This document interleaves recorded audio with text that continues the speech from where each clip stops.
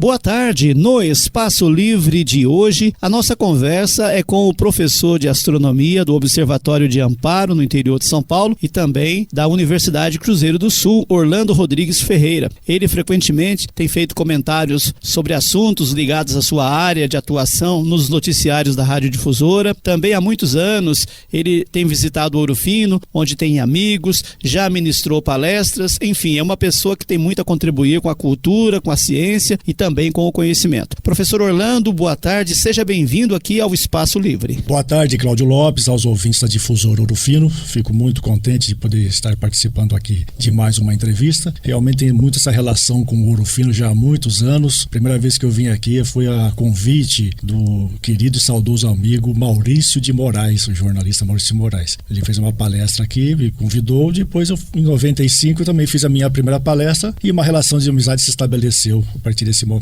Bom, professor, em relação à sua área de atuação, o objetivo da astronomia como estudo, como ciência também? Sim, a astronomia ela é considerada a mais antiga das ciências. Para você ter uma ideia, temos registros astronômicos que remontam a pelo menos 50 mil anos. É uma área da astronomia conhecida como arqueoastronomia. Eu gosto muito dessa área também. E a arqueoastronomia ela é uma interdisciplinar, porque ela envolve a questão da arqueologia, da paleontologia, história. Então nós podemos fazer então uma retrospectiva do desenvolvimento do conhecimento humano, do pensamento humano a partir dessa área e outros também que envolvem a astronomia. Sobre o trabalho que é desenvolvido aí na astronomia, os levantamentos, as informações que são coletadas, elas se destinam basicamente a quê, professor? Muitas informações, a maioria, logicamente, elas são destinadas à pesquisa. Mas uma área que eu tenho me dedicado particularmente é a questão de formação de professores. Por quê? Vou dar um exemplo. A Base Nacional Curricular Comum, que recentemente implantada o ano passado para a educação básica e agora terá também para o ensino médio. Então ela tem uma espinha dorsal, vamos assim chamar, que são duas disciplinas, português e matemática, e dividida depois em áreas. Por exemplo, a área de ciências da natureza, e essa área ela possui seus eixos de conhecimento. Por exemplo, o eixo Terra e Universo, que envolve muito astronomia, mas por ser interdisciplinar se envolve também com outros eixos. Por exemplo, o eixo matéria e energia, o eixo vida. E essa questão do eixo vida também é interessante, nós temos a questão da astrobiologia, uma ciência emergente muito interessante, tanto é que há 2 anos, na reunião da Sociedade Astronômica Brasileira em São Paulo, foi fundada, criada, estou nesse grupo de cofundadores, a Sociedade Brasileira de Astrobiologia, que várias pessoas de áreas de conhecimento atuam e podendo então levar esse conhecimento à sociedade. Então essa questão da educação, que envolve ensino de ciências, no meu caso particularmente astronomia, ela é muito importante. Ocorre que os professores não são devidamente preparados e nesse aspecto eu me dedico à formação e capacitação de professores para o ensino de astronomia e ciências, de modo que ele possa então atender os preceitos da Base Nacional Curricular Comum e dos parâmetros curriculares nacionais. Numa época não muito distante, a gente ouvia muito aquele discurso de que na escola o aluno tem que aprender a escrever e fazer conta, e não é bem assim. O conhecimento vai bem além disso. O conhecimento é algo muito amplo, né? Eu costumo até brincar assim falando, né? O computador tem lá o seu HD, tem um limite de informação que você coloca, mas aquilo é informação, não é conhecimento. A internet, ela contém informações, não conhecimento. O conhecimento é o modo como nós processamos essa informação e tiramos dela o melhor. Então, nesse aspecto, o conhecimento é importante em todas as áreas, seja na física, na matemática, na geografia, na administração, contabilidade, na astronomia. E as áreas hoje são integradas, que nós denominamos de interdisciplinaridade. Então, as áreas acabam se integrando e também tem a questão da transdisciplinaridade, as áreas se completam e essa hoje é a tendência da educação no mundo e particularmente a educação no Brasil. Então eu procuro trabalhar com a formação de professores, por quê? Por diversos estudos, artigos, teses e dissertações de mestrado, é comprovado que o professor não tem a devida formação e capacitação para determinada disciplina. No nosso caso aqui estamos falando então da astronomia, mas também vale para outras áreas, química, física, assim por diante. Então normalmente os professores saem sai despreparado da universidade para exercer a sua carreira docente adequadamente. Então aí tem que ter uma complementação e uma capacitação continuada. Por quê? Porque o conhecimento está sempre se desenvolvendo. Em relação ao governo federal, o senhor já teve o privilégio de conhecê-lo pessoalmente. A ida de Marcos Pontes para o governo pode despertar realmente mais o interesse do poder público para poder investir nessa área? Eu penso que sim. O atual ministro, Marcos Pontes, teve a oportunidade de conhecê-lo em 2009, justamente na época dos 40 anos do Homem na Lua. O segundo astronauta a pousar na Lua, e caminhar, o Edwin Aldrin, ele veio ao Brasil e nós fomos recepcioná-lo em Campos do Goytacazes, né? Eu, o Pontes e mais uma equipe lá, né? O Pontes é uma pessoa altamente preparada, intelectualmente, profissionalmente e em termos de formação. Então é um técnico na área. Ele não é político. Ele está político pelo fato de ser ministro. Ocorre que os cortes orçamentários, todas as áreas são prejudicadas, seja educação, seja ciência, no caso específico a cultura também, né? Então a questão não é só boa vontade que as coisas acontecem. Também a boa vontade é muito interessante que ocorra, as prerrogativas, as diretrizes políticas, mas as questões orçamentárias e os cortes orçamentários eles estão preocupantes. Bom, o senhor poderia falar para a gente um pouco agora em relação ao trabalho que o senhor desenvolve lá no Observatório de Amparo. Parece que esse ano teve uma grande conquista lá, que foi a instalação de novos equipamentos. O Polo Astronômico de Amparo, ele é um empreendimento particular de uma empresa chamada Esfera Planetária, cujo diretor técnico é o professor Carlos Mariano e a diretora administrativa é a Rita Mariano, é um casal então que está lá na administração do Polo Astronômico. E o grupo nosso de astrônomos e professores que trabalhamos lá, nós somos colaboradores terceirizados. Eu, por exemplo, tenho a minha empresa de assessoria educacional, cultural e científica e com ela eu presto os meus serviços, né? Então nós procuramos então da melhor maneira possível prestar esse serviço à sociedade, não só de Amparo, mas de toda a região. Então muitas pessoas vão nos visitar, escolas, inclusive aqui da região de Jacutinga já estiveram lá em Amparo, né? Então esse empreendimento, ele é uma iniciativa particular, como eu disse, e é muito interessante porque agora foi instalado um novo telescópio que ele não é o maior do Brasil, mas na sua categoria ele é o maior à disposição do público visitante e das escolas, porque os telescópios maiores, nós chamamos de abertura ótica, o diâmetro do espelho do telescópio, esse do Polo tem 650 milímetros de diâmetro. E temos maiores aqui em Brasópolis, no sul de Minas, e também lá em Pernambuco, mas são dedicados exclusivamente à pesquisa e não visitação pública ou escolar. Então a grande vantagem é aquilo que o professor aprende nos seus cursos de capacitação, aquilo que o professor transmite na sua sala de aula, depois ele pode ir até o Polo Astronômico e ter uma complementação do trabalho de campo. Então o professor, o estudante e o público poderá observar um telescópio de grande porte que é aberto ao público. E futuramente, conforme for se desenvolvendo as propostas do Polo Astronômico, esse telescópio poderá ser acessado até na sala de aula, remotamente. Ou seja, o professor ele tem lá o seu projetor, ele projeta na sala de aula, liga lá no Polo Astronômico, o que vocês estão observando hoje? Se for durante o dia, uma observação solar, por exemplo, com filtros especiais. Podemos então, por link de internet, mandar a imagem lá para a escola e o professor e os alunos poderão futuramente até operar um telescópio. Então as escolas de Ouro Fino podem participar também com visitas. Com visitas, exatamente. Tem um contato que possa ser feito? Tem sim, principalmente pela internet. O site do Polo é www.poloastronomicoamparo.com.br.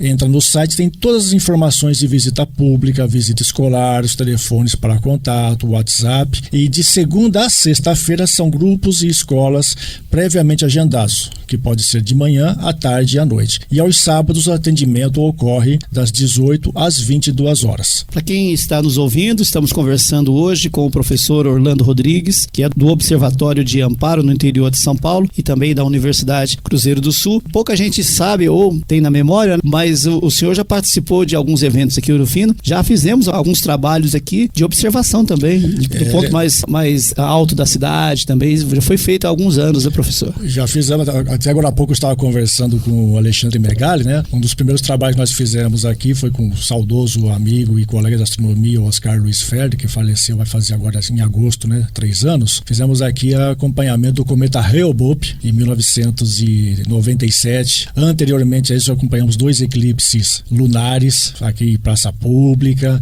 Fizemos uma série de palestras, uma exposição muito boa também pelo Ano Internacional da Astronomia em 2009. A última palestra que eu fiz aqui que eu realizei aqui em Ouro Fino, foi muito bem recebido no SESEC. Foi para um grupo de professores. Eu apresentei uma palestra muito interessante, a convite. Foi em 2013. E só convidar novamente, podemos aqui colaborar com mais palestras, realização de cursos de formação para professores. Até se você me permite uma propaganda, recentemente, o ano passado e agora concluído esse ano, eu ministrei um curso de formação para professores em parceria com a Prefeitura Municipal de Amparo, Secretaria de Educação, e o curso foi realizado também em parceria com a Unifia, com o Centro Universitário Amparense. Então, como aqui nós temos a ASMEC, temos aqui o SESEC, se quiser entrar em contato, podemos fornecer esse curso também de capacitação e formação de professores para ensino de astronomia e de ciências. E o senhor tem um trabalho também na universidade? Na universidade também, pela minha empresa, então eu faço um trabalho terceirizado,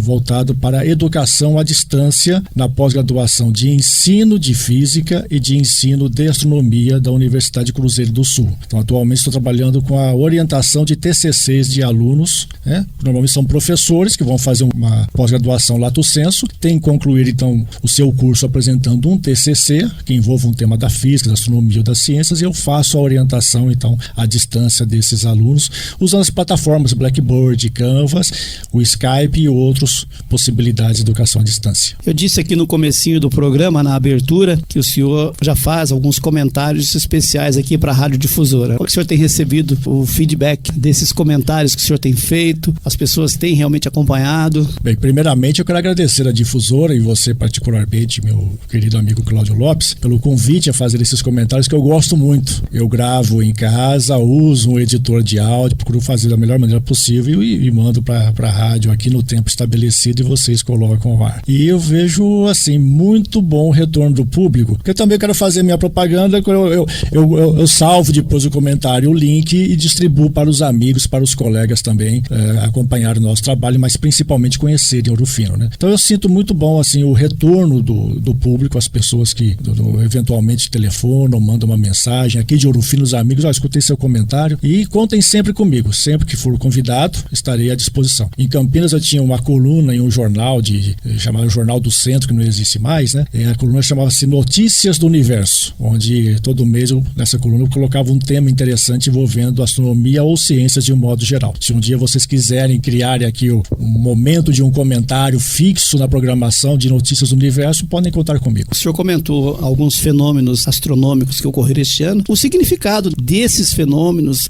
A minha formação primeira, ela foi na área de filosofia. Então eu não consigo, assim, separar as ciências exatas das ciências humanas, porque a minha pós-graduação, mestrado e agora o doutorado também para a área de exatas, voltadas à astronomia, ensino de ciências e matemática. Então essa relação humana do homem com o universo, do ser humano com o universo, ela é interessante, porque as leis físicas que regem os núcleos dos átomos de uma estrela são as mesmas leis físicas que regem os núcleos dos átomos do corpo humano, dos seres de um modo geral. Então essa relação humana do homem com a natureza, quando nós temos a noção, assim, do que é a dimensão do universo, na sua possível infinitude, nós começamos a ver também, considerar a questão da dimensão humana. Então eu não consigo compreender o universo como um todo enquanto eu não compreender a questão humana, que é muito interessante. Então essa é a questão interdisciplinar. Então, quando nós observamos um fenômeno, não que os fenômenos astronômicos tenham influência no ser humano, isso é questão da astrologia, que não é ciência, mas ela tem um impacto psicológico no sentido de você olhar e falar, mas que beleza você contemplar um eclipse, que maravilhoso você poder observar um planeta, uma nebulosa, uma galáxia por um telescópio e você então levar isso à discussão e o seu conhecimento do universo aumentar e consequentemente o seu universo humano também cresce proporcionalmente. Professor Orlando, quando que o senhor percebeu que tinha essa veia para estudar astronomia?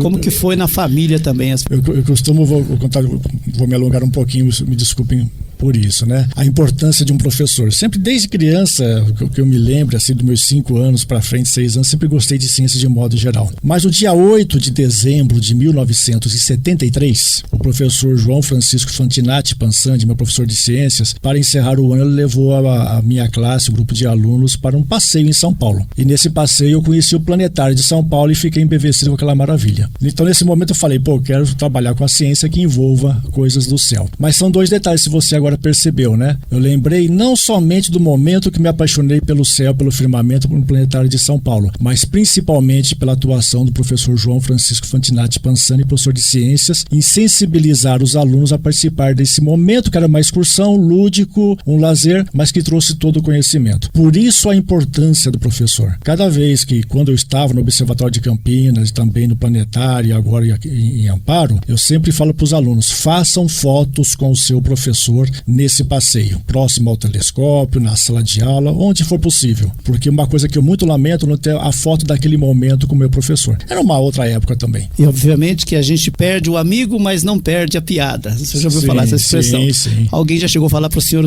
vive no mundo da Lua? Literalmente. Literalmente, porque a Lua é um objeto de estudo que eu gosto muito, né? Assim, eu não chego a ser um selenita porque eu estou na Lua, né? Porque a pessoa diz, conhece alguma coisa de geografia lunar? Eu falo, não, geografia é só na Terra. Os estudos relativos à Lua são chamados de selenologia ou selenografia, né? Então a pessoa não vai aterrissar na Lua em 2024, a pessoa vai alunizar a nave lá, né? Então são essas questões até semânticas que entram, né? Que estão aula de português, vamos entender como isso também acontece. Na parte nós chamamos de astronímia, a questão da nomenclatura das coisas relacionadas à astronomia, né?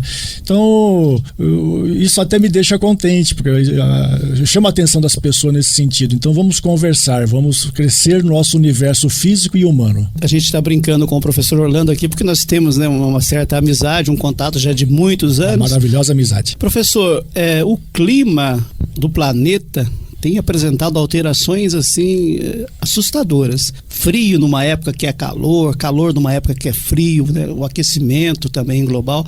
Estudar pode ser o caminho para a gente ter um planeta melhor para viver, né? Sim, até o fato de nós estudarmos outros planetas, né? Nós podemos inferir como se dá o processo da própria evolução do nosso planeta Terra, né? Um exemplo, o planeta Vênus. A temperatura em Vênus, em função do efeito estufa que ocorre naquele planeta, chega a 450 graus, dá para derreter o chumbo. O que aconteceu naquele planeta para chegar nesse processo da sua evolução, né? E Marte está numa situação totalmente oposta, né? Do outro lado lá, com temperaturas chegando lá 70, 130 graus abaixo de zero, e o máximo que chega no nível do Equador em torno de 17 graus, né? O que aconteceu em Marte que perdeu a sua atmosfera? A questão do nosso planeta é uma grande influência antrópica mesmo, ou seja, o ser humano, com seus desmatamento, poluição, industrialização de uma maneira exacerbada e descontrolada, alterando sim o clima do planeta. Mesmo que seja um microclima local com desmatamento que vai alterar, mas vai gerar um processo também prejudicial em grande escala. E o que acontece hoje em dia,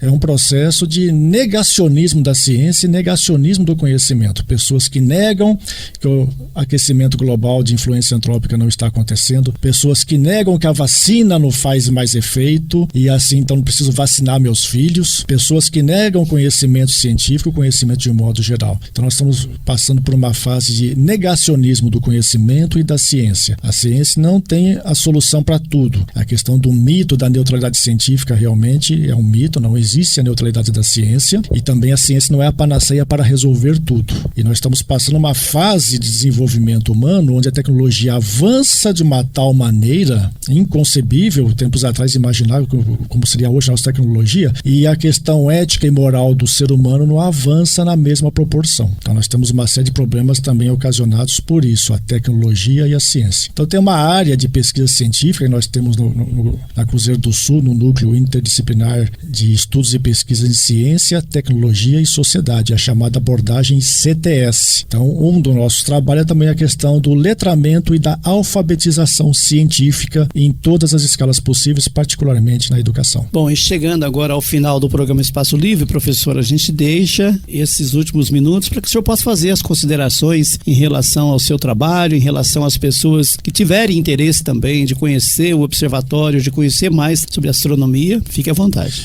Primeiramente, eu queria manifestar meus sentimentos de solidariedade com a equipe da difusora, porque eu fiquei sabendo recentemente do falecimento do nosso querido João Favila, né? O falecimento de João Favila. Não cheguei a conhecê-lo profundamente, mas eu sei o quanto ele era importante para a sociedade ourofinense e particularmente aqui para a Rádio Difusora e vocês. Então, meus sentimentos. O Polo Astronômico está à disposição de Ouro Fino Delfino e região em www.poloastronômicoamparo.com.br. Será um grande prazer poder receber todos vocês lá no Polo Astronômico. Se quiserem que eu venha fazer uma palestra, é somente entrar em contato comigo. Posso deixar meu contato? Meu contato é o e-mail astromóvel@ig.com.br. Podemos organizar aqui uma palestra, um bate-papo com os professores, como já fizemos em ocasiões anteriores. E contem sempre comigo aqui na Rádio Difusora, sempre que precisarem, para os comentários e outras apreciações.